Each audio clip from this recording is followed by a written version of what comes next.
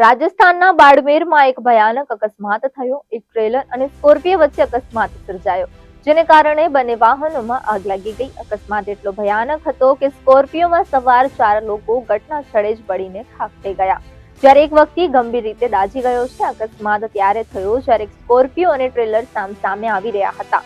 ટક્કર બાદ બંને વાહનોમાં આગ લાગી ગઈ અને સ્કોર્પિયો બળીને ખાખ થઈ ગઈ।